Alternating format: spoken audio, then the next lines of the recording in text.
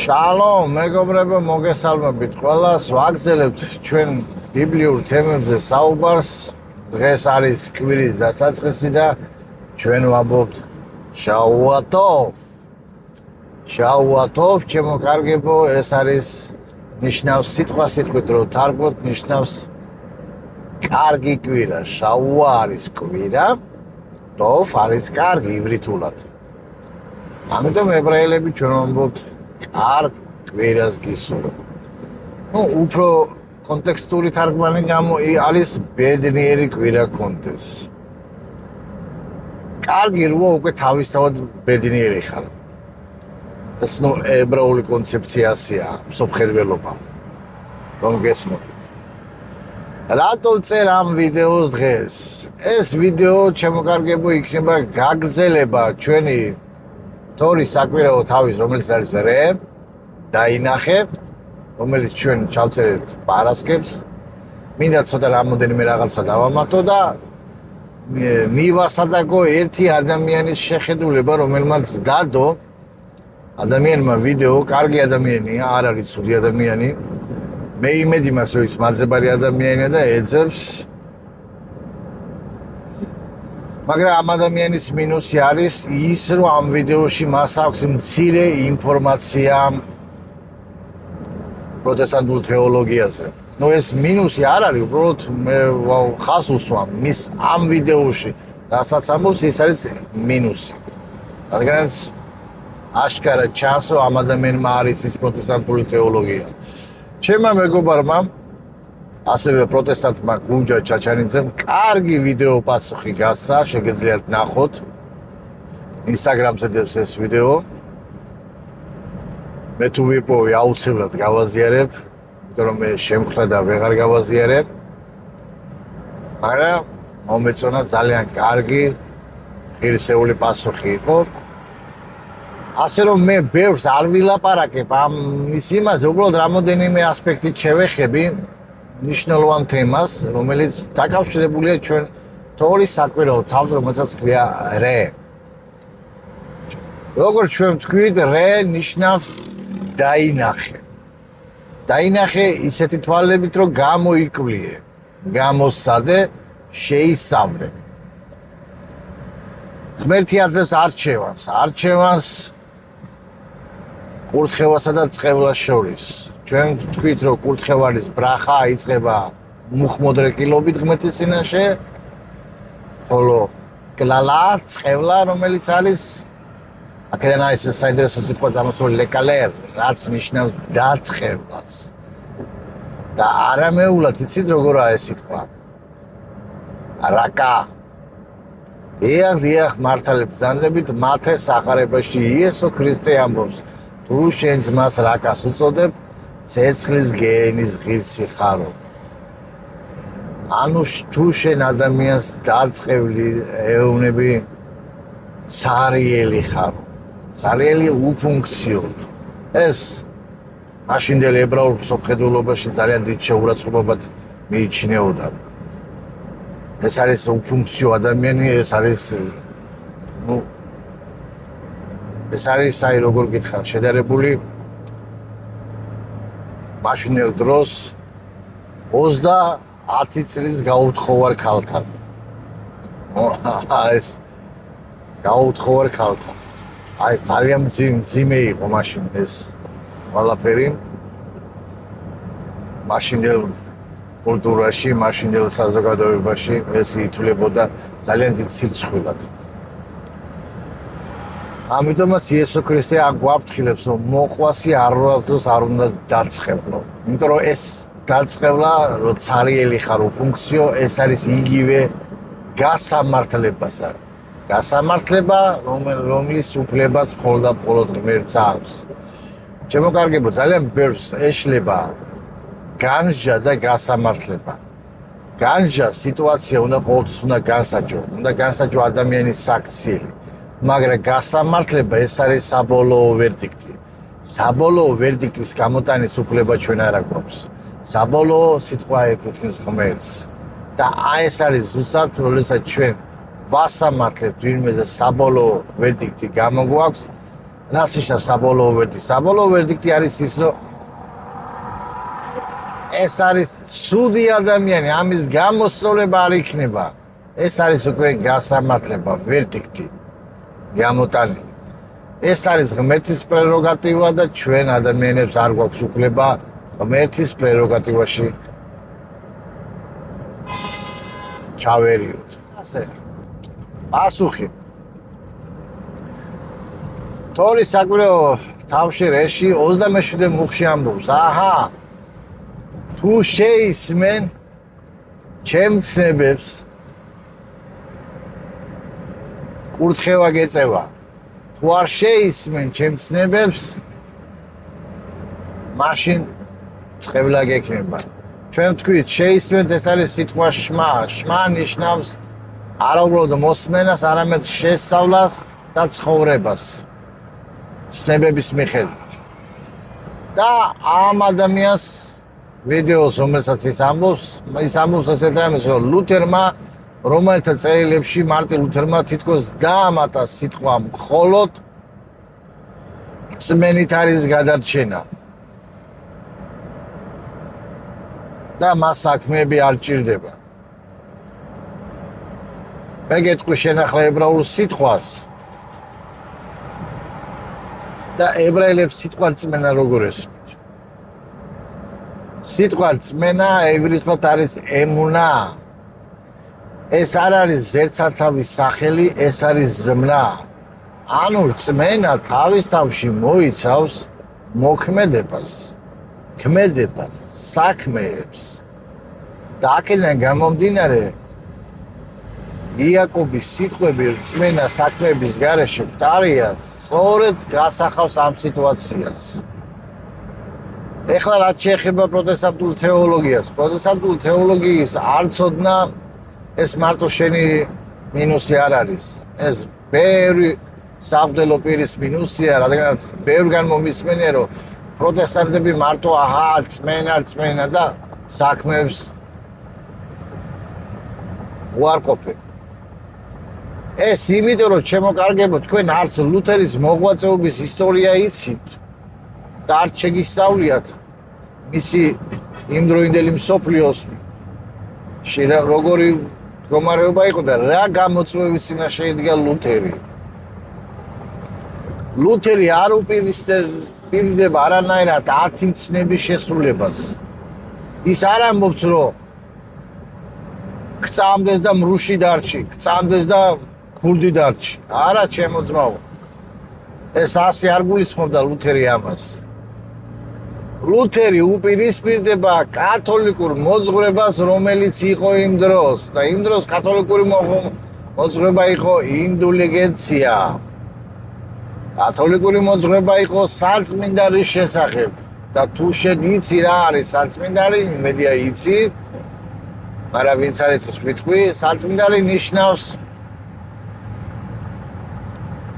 სწავლებას. კათოლიკური ეკლესიას ქონდა სწავლება, ადამიანის სიკვდილის შემდეგ უცებ არ მიდის არც სამოთხეში, არც ჯოჯოხეთში, არამედ მიდის საწმინდარში. და ჩვენი ლოცვა, საკურთხეველი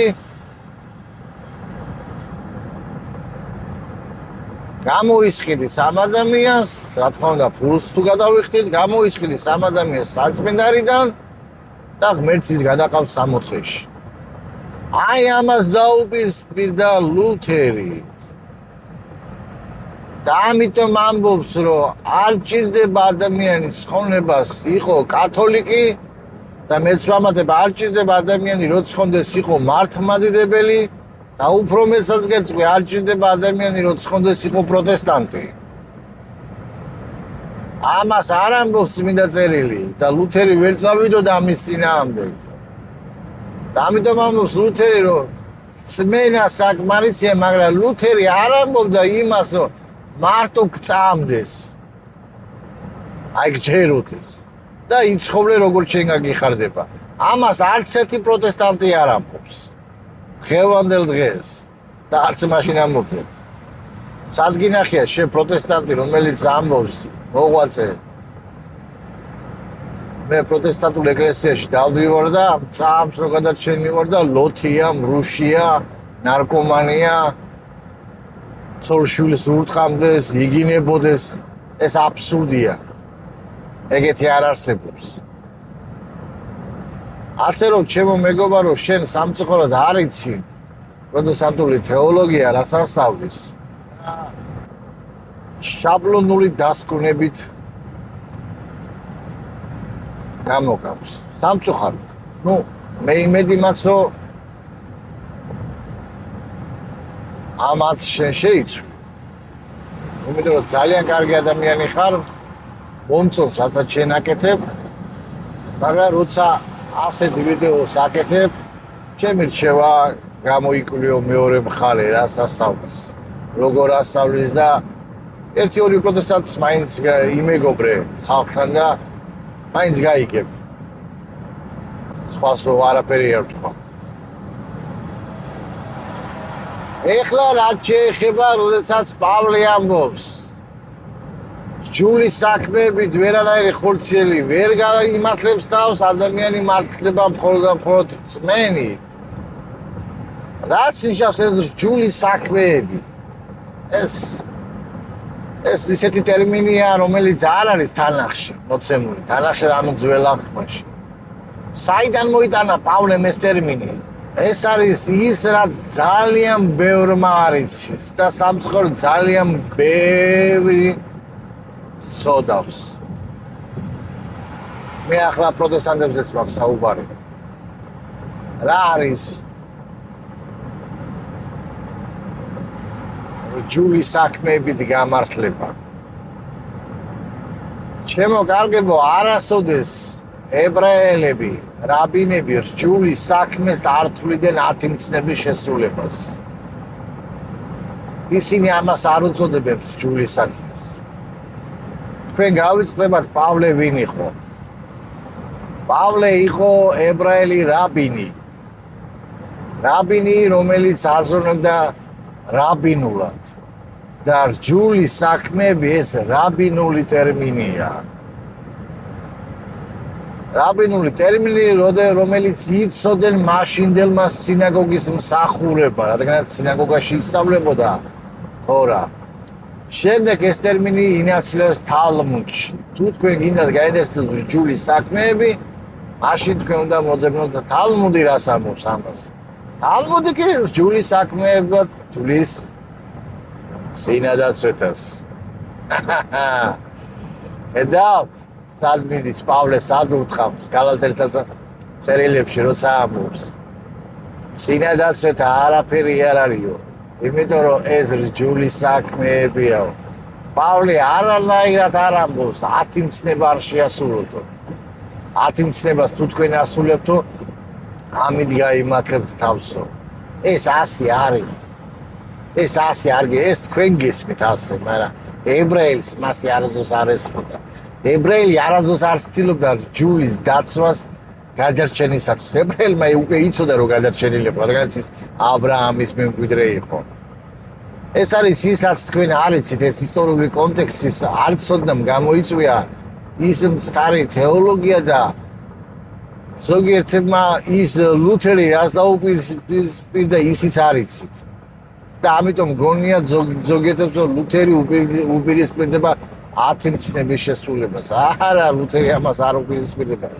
ლუთერი უპირისპირდებოდა კათოლიკური ეკლესიის სწავლებას, ამ რიტუალებს და წინადაცვეთაც ეს არის რიტუალი, რომელიც იესო ქრისტეს მეშვეობით არ ჭირდება წარმაც გახდეს იუდეველი, რათა მიიღოს ცხონება. ეს არის რჯულის საქმეები. წინადაცვეთაში მე გულისხმობ გიურის პროცესს და პავლეც ამას ამბობდა, გიურის პროცესს გულისხმობდა. თქვენ არ უნდა გაიგოთ რომ წინადაცვეთა უცებ მიიღო, მე გაიგეთ და არა, ეს 7 წლიანი პროცესი იყო. 7 წელი ჭირდებოდა ამ რიტუალზე მომზადებას ადამიანის. ამას ამბობს პავლე, მაგრამ თქვენ ეს არ იცით ალბათ და მოგაქვთ ისეთი შაბლონები, რომელიც სამწუხაროდ ხარიზმატულმა მოძრაობებმა მოიტანა ეს სამწუხაროდ დამკვიდრდა ეს და ამბობენ რომ თითქოს 10 მცნებას ვინც ასრულებს ის ცდილობს საქმეებით გამართლებას. არა, ჩემო კარგებო, მეორებ მე უფლის მცნებებს ვიცავ არა იმიტომ რომ გადავრჩე. მე უფლის მცნებებს ვიცავ რადგანაც უკვე გადარჩენილი ვარ და ჩემი მცნებების დაცვა ეს არის დასტური რომ მე გადარჩენილი ვარ. ესაა განსხვავება და ეს უნდა გესმოდეთ თქვენ. მაშასე დღევანდელი თორის საკვირაო თავი რე, რომელიც ამბობს რომ შეისმეთ და გექნება კურთხევა, სწორედ ამაშია შესმენა, ამაში ამბობს რომ მოისმინე რომ ისავლე რომ შენ გჭირდება მცნებების შესრულებისათვის რწმენა. რწმენა იმის შესახებ რომ შენ უკვე ჩემი შვილი ხარ, მე უკვე აგირჩიე შენ. აგირჩიე ჩემი შვილი ხარ და შვილი რომელიც მამას არ უგონებს ის არ არის კარგი შვილი, ხო ასია? ამიტომ როდესაც შენ ღმერთი გეუბნება რომ შენ ჩემი შვილი ხარ, შეისმინე რას ვითხოვ მე შენსგან. შეისმინე რომ შენ ხარ ჩემი შვილი. არზოს დაკვირები ხარ ჩემო კარგებო, რატო ადამიანი რომელიც ეკლესიაში დადიოდა პროტესტანტულ ეკლესიას ვამბობ ახლა საკრებულოებში დადიოდა როდესაც მიდის ეკლესიიდან ძალიან ცუდ დღეში ვარდება ძალიან მართლა ცუდ დღეში ვარდება ეგეთი ადამიანი რატო ხდება ესა იმიტომ რომ როგორც ისრაელი იყო ჩემო კარგებო როდესაც ღმერთი აფრთხილებდა რომ შეასრულე ეს მცნება ის აღთქმაში იყო და ის აღთქმას არღვევდა ისრაელი და აღთქმის დარღვევას ყოველთვის მოსდებდა წყევლა. ასია დღევანდელ დღეს ქრისტიანი რომელიც იყო ეკლესიაში და ტოვებს ეკლესიას და მიდის ეკლესიიდან ის ცუდად ამთავრებს, იმიტომ რომ ის აღთქმას არღვევს და აღთქმის დარღვევას მოყვება შედეგი. ეს არ შეცვლილა. ეს კანონი არსებობდა, ეს კანონი არ უფდება სანამ ის არ მოვა. აღთქმის დარღვევას მოყვება შედეგი და ამას ეს უნდა იცოდეთ. ჩემი სათქმელი მე ვთქვი, ნახოთ თუ საკმარისი არ იქნება, მაშინ იმ ადამიანს უფრო ვრცელ ვიდეოს მიუძღვნი, მაგრამ ფიქრობ უკვე იმ ჩემმა მეგობარმა გუჯამ კარგი ვიდეო მიუძღვა და ამომწურავი პასუხი იყო პროტესტანტული თეოლოგიისა. და ამიტომაც ჩემი პასუხიც ესეთი უბრალოდ ლაითია, რბილია და თავარ არს გადმოგცემ. როდესაც ლუთერი ამას აკეთებდა, შეუნდა გესმოდეს ლუთერი ვის უპირისპირდებოდა. რა სწავლებას უპირისპირდებოდა. ლუთერი არავითარ შემთხვევაში არ გულისხმობდა ცნებების დარღვევას, ბიბლიური ცნებების დარღვევას. ლუთერი არ ამბობდა ამას. ლუთერი ამბობდა, რომ რიტუალები არ ჭირდება ადამიანს. და ეს უნდა გესმოდეს შენ. არც ერთი პროტესტანტი თავის თავში არ ამბობს. მე ნორმალურ პროტესტანტს ვამბობ. პროტესტანტულ მოძღვრებას საერთოდ, რომელიც მისდევს პროტესტანტიზმის ხუდდებულებას, არასდროს არ ამბობს იმას, რომ ღმერთის მცნებების შესრულება არ უნდა იყოს. პირიქით, ისინი ამბობენ, რომ თუ შეხარ მორწმუნე, ეს მცნებების დაცვა შენი თანდებინიშნებია. ეს უნდა გახასიათებდეს. მაშინ ხარ შენ ნამდვილი მორწმუნე. მაშასე მადლობა ყურადღებისათვის. ილოცეთ ჩემზე, გთხოვთ ჩემს ოჯახზე. გაგრძელება იქნება. მადლობა ყურადღებისათვის.